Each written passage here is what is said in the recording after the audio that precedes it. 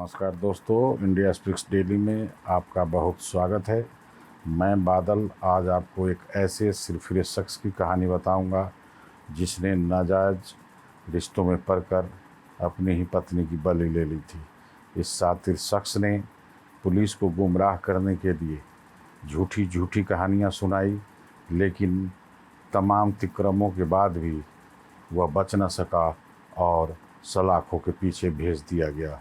जी हाँ, मैं बात कर रहा हूँ बाहरी दिल्ली के रनहौला इलाके में, जहाँ विकास नामक व्यक्ति के अपने भाभी से नाजायज संबंध थे। उसकी पत्नी प्रियंका इसका अक्सर विरोध करती थी। विकास को लगा कि पत्नी के जिंदा रहते हुए वह शायद ही भाभी के साथ रंगरेलिया मना पाएगा, और इसके बाद तो उसने प्रियंका को ख़त्म करने की ऐसी खौफनाक साजिश रच डाली जिसे सुनकर आपके भी होश उड़ जाएंगे। जी हाँ, यह विकास जो पेशे से एक कैब चालक है और उसके संबंध अपनी ही भाभी से थे।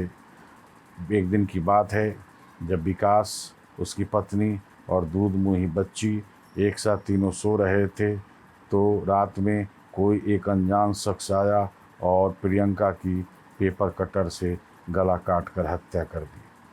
सुबह में घटना के बाद जब पुलिस को कॉल की गई तो वहाँ पर विकास ने बताया कि रात में घर में घुसा कोई अज्ञात चोर उस पर हमला किया और उसने पत्नी की बचाने की भरसक कोशिश की, लेकिन हमलावर उसकी पत्नी की हत्या कर मौके से चंपत हो गया।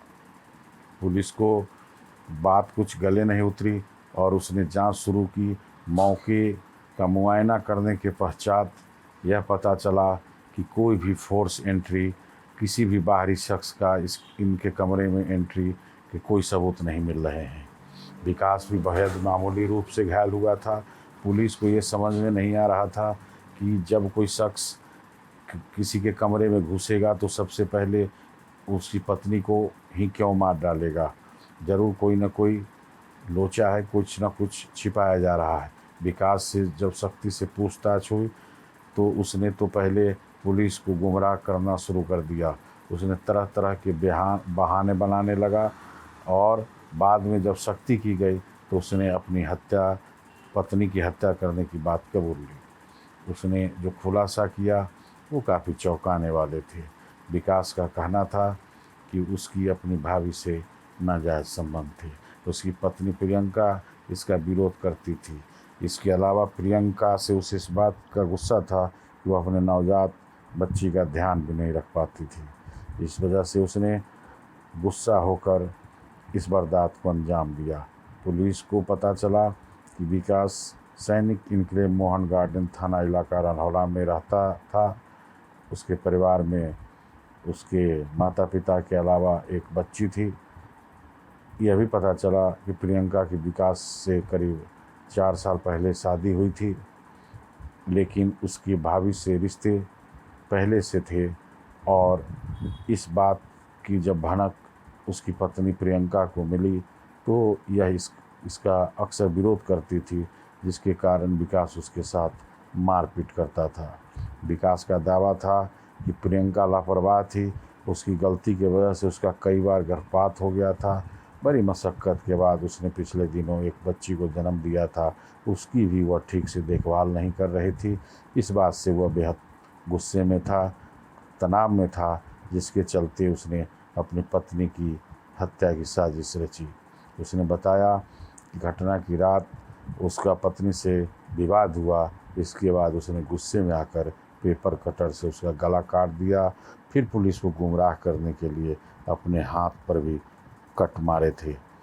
पुलिस के समक्ष उसने स्वीकार किया कि उसके घर वालों को उसके भाभी के रिश्तों के बारे में जानकारी थी, लेकिन कोई उसके डर के आगे नहीं बोलता था। हालांकि पत्नी को भी उसने बहुत समझाने का प्रयास किया, लेकिन वो उसका विरोध करती रही, जिससे खिन्न होकर उसने इस वारदात को अंजाम दिया।